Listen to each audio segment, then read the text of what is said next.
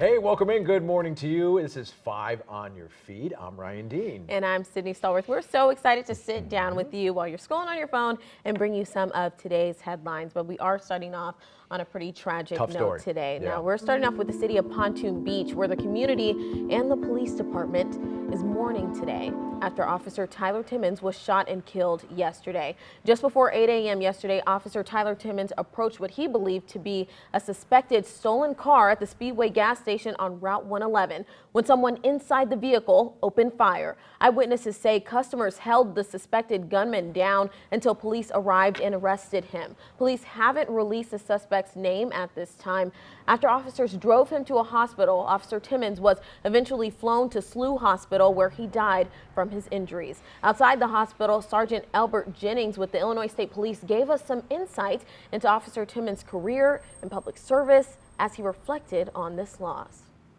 36 years of age, was a police officer in Madison County for 14 years, serving with Roxana, Warden, and Hartford Police Departments. He joined Pontoon Beach Police Department in April of 2020. And here you can see a powerful moment just after those words as a procession of officers follows Timmons' body as it's transported from SLU Hospital to the morgue. With over a decade of policing in Madison County, he's remembered fondly by the community. Our team has received a number of reflections from people who describe Officer Timmons as the epitome of what police officers and human beings should be, and a quote, funny, goofy guy. Timmons leaves behind his wife, who, according to sources, also works in the law enforcement community. The two were only married for a month. A very tough story there. A former Missouri state representative will be laid to rest today. The funeral for Tom Hannigan is at 11:30 this morning. The 51-year-old Republican died of a stroke last week. The service for Hannigan is at Bowie Funeral Home on Cave Springs in St. Charles. Missouri Governor Mike Parson has ordered all flags to be flown at half-staff today in Hannigan's honor. A Wentzville Marine who died in Afghanistan is one step closer to one of the country's highest honors in his memory. The House of Representatives unanimously passed a bill to award the Congressional Gold Medal to Marine Lance Corporal Jared Schmitz and 12 other service members. They all died in the August attack on the Kabul airport. The bill now heads to the Senate. An early morning apartment fire sends one woman to the hospital in DeSoto. The fire started around 2:15 this morning on Cedar Valley. The woman was treated for smoke inhalation and burns. The fire chief tells us 4 other people were treated on the scene. No word on what sparked this fire. Well, a small Metro East community reacting to the loss of a decades-old municipal building. A massive fire destroyed Washington Park's main government building yesterday afternoon. Luckily, everyone got out safely, but the building could not be saved. I've been here since I've been 17, so to see the village look like this at this particular point is devastating.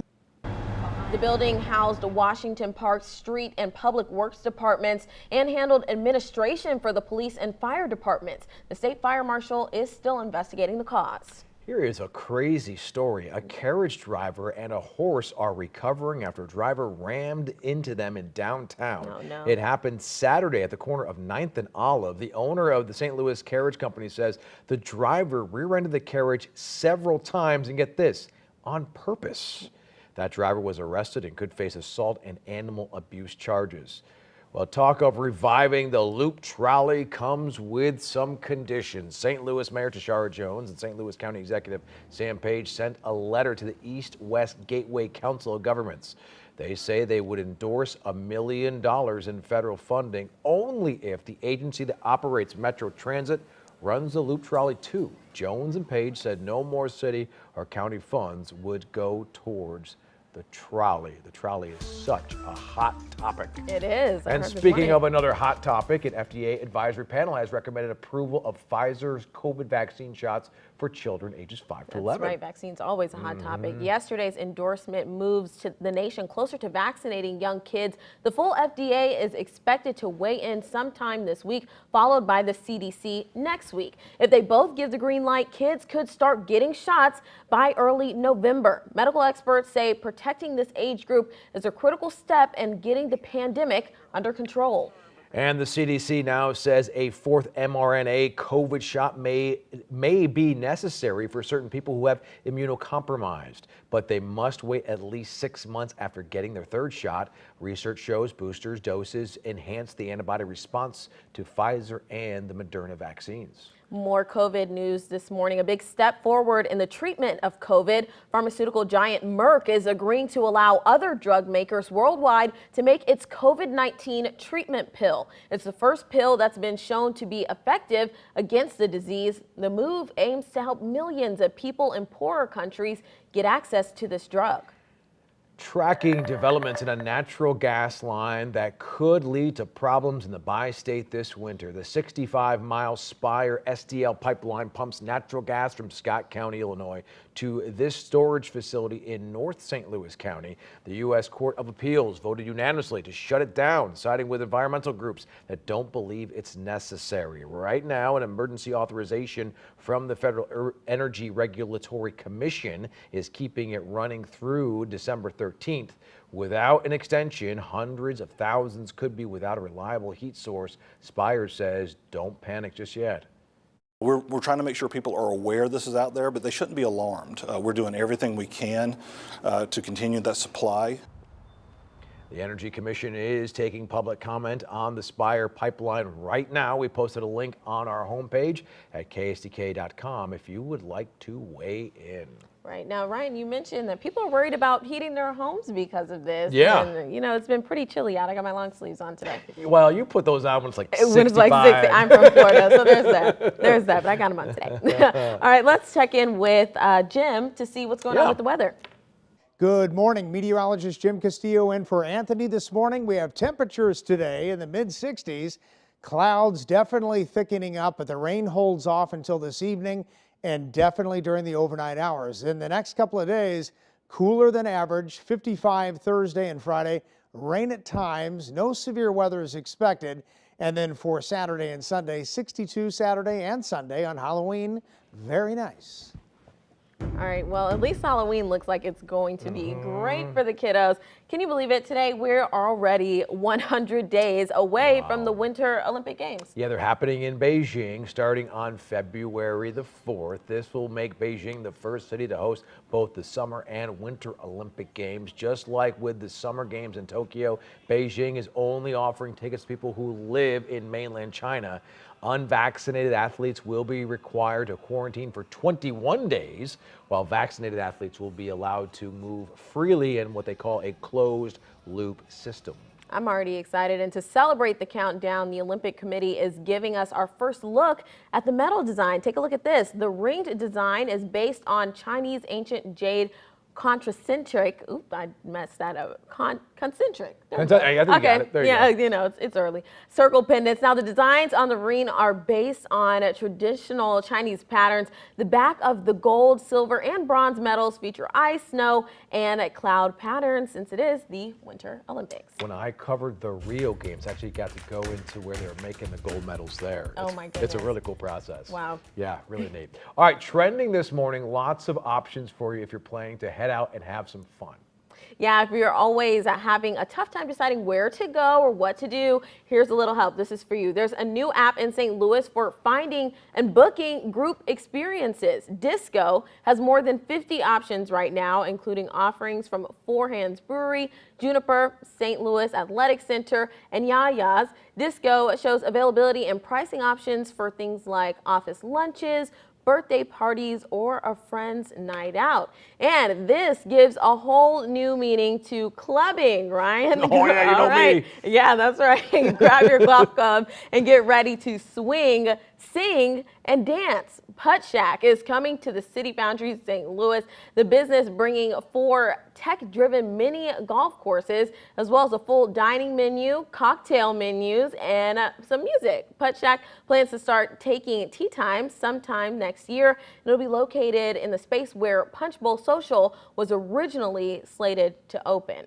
Now, Ryan, I have to tell you, I'm pretty excited about this. Bet you are. I actually won a virtual putting competition What do you mean, back in the day. What do you mean virtual? Virtual, you know, so it was virtual golf, but it still counts. I got a couple of gift cards. as my winning prize. Does it really count if it's virtual? It really does. I'm Okay. not too bad at in-person putt-putting. All right. Well, you know, they say don't talk in your backswing, but I guess this doesn't apply. So, It doesn't. Yeah, there you go. Not for this. All right, a Dogtown brewery is eyeing expansion into South St. Louis. Heavy Riff Brewing Company may be building a new facility on Flyer in the Northampton neighborhood, and the new venture hopes to bring some bucks to the local economy. The new property will employ 50 full-time workers and cost about $4.2 million. No word on when the Heavy Riff Brewing Company expansion could open for business. Another brewery. You know what? Always a good thing, I think, in St. Louis. They're so popular. We are a beer town for sure. Absolutely, absolutely. All right, Tons so of stuff to do. from a popular bar in Dogtown to a new bar in South St. Louis that's going to the dogs. Love it. Like, seriously. The St. Louis Business Journal is giving us our first look inside Bark K. Oh. Or Bar K. Bar K. Bar K, okay. But yeah, with the Bark. dash. So Bark. There Okay, you go. cute. It's basically like a big dog park with a bar and restaurant attached, you know, as you do. Mm-hmm. It will feature live music, doggy daycare, and adoption events too. Bar K should be open next month in the Tower Grove Business District. It already has another Missouri location, and that one is in Kansas City. That looks like a ton of fun for all the fur baby parents Yeah. out there. I think it will do well. Absolutely. Okay, so Halloween is on the horizon, as we That's know, but before you enjoy your treats, there's actually a warning this morning. That's right. You'll want to double check your kids' candy haul this weekend because some may actually contain pot. What? There are a bunch of snack packages that look like treats you'd buy in the store, but they actually contain marijuana. If kids eat them, they could accidentally experience overdose symptoms like intoxication, dizziness, and heart problems, Ryan. Oh my gosh. Now, look for a small THC branding in the corner of the package to see if it's not something your kids should be eating. Who would be handing out THC candy? I Come don't on. know. You hear about all sorts of things. Oh, Like, man. people can be cruel. All right. Well, let's go ahead and switch over now. If you're planning to be part of the 85% of people handing out candy nationwide this weekend, now's your last chance to get on one treat map. Nextdoor is compiling trick-or-treat locations right now on its app. You can add your home on the Nextdoor app or see what's available. Go ahead and plan out your Halloween route right now. Interesting. Yeah. All right, so you like Squid Games, right, at do. Netflix? I'm a big I haven't seen it, fan. but I'm a big everybody, I think fan. I'm the only one. Yeah. So the Netflix mega hit Squid Games, one of the top costumes you'll see for Halloween, by the way. But doctors are actually warning you not to let your teens watch the series. Oh, no. The South Korean drama follows contestants as they play a series of children's games to win money, but if contestants lose, they're killed off. Right. The show, right. The show It's has really a intense, rating yeah. of TVMA, by the way, so mature, meaning teens under 17 shouldn't watch it. It contains over-the-top violence and other adult content, but Halloween costumes inspired by the show are topping internet searches, while viral challenges are popping up on TikTok. TikTok. In some cases, schools, do I sound 1,000? In some cases, Right. schools are taking Gramps. action against the show and its games, banning students from discussing it. Right. Those jumpsuits are already iconic. Yeah. Ryan, but it is very mature. Okay. Yeah. A new map ranks both Illinois and Missouri in the top 10 for deaths in horror movies. Cable TV counted up the Carnage and Rotten Tomatoes 200 best horror movies. Now, Illinois came in 5th place for Fifth 45 place. deaths in 4 movies. Missouri ranked 8th for 16 deaths in 1 movie. I'm not. Wow. I guess they're counting this thing. Overall, the title of deadliest state in a horror flick went to Pennsylvania. Wow. Yeah, they got the gold there. Okay. The state dominated with 615 deaths in 6 movies. Wow. Well, we are in the thick of spooky season, and tomorrow on Today in St. Louis, our Spooky Spots tour continues with the McPike Mansion. Now, I went out here, Ryan. It's something else. Now, we're going to get a rare look inside the condemned Alton Mansion, including where some hold seances in the wine cellar. I actually went inside of there. Yeah. And it's an experience. The owner was nice enough to let me in, and we got some footage inside the home, and it gave me chills. I can't lie. You were saying you were going to Yeah. head out to Alton. Yeah. And, you know, it's been, it's kind of marked as the most haunted city in America. Yes, it's the most haunted small town. Okay, is that what Yeah. it is? Most haunted small town. Yeah. So, are you And I'm spooked? I feeling mean, it. did you I feel you know, any yeah, spirits? I've been doing this all month, you Yeah, know, and so yeah. I think at first I was kind of getting into it, but this is, I think, the last piece. Now you're and ready? I feel it. I'm definitely a believer now, Ryan. You I are. have to say, I was a skeptic. Oh. Yeah, all right. Well, let's switch gears here. He's got a face you've probably seen in your nightmares. You talking about me? Oh, no. Oh, look. You're looking right at me. In your night. No, Yeah. I'm just kidding. Yeah. All right, so but Michael Myers is all about love this Halloween. Very important. Check him out in Tennessee, giving out free hugs on a street corner. Turns my out gosh. he's a hit with the community and with his wife and daughter. It's unbelievable. I mean, I had over 100 people probably yesterday stop and hug me and just thank me for what I'm doing. It's heartwarming. It's definitely a thing, a thing he would think about to do. Because I was sitting there and I was thinking, like, I would have never thought to dress up in a Michael Myers costume and then give out hugs. You know, like That's a it's him just a thing. Definitely is something you would stop for sure. Be like, what's happening?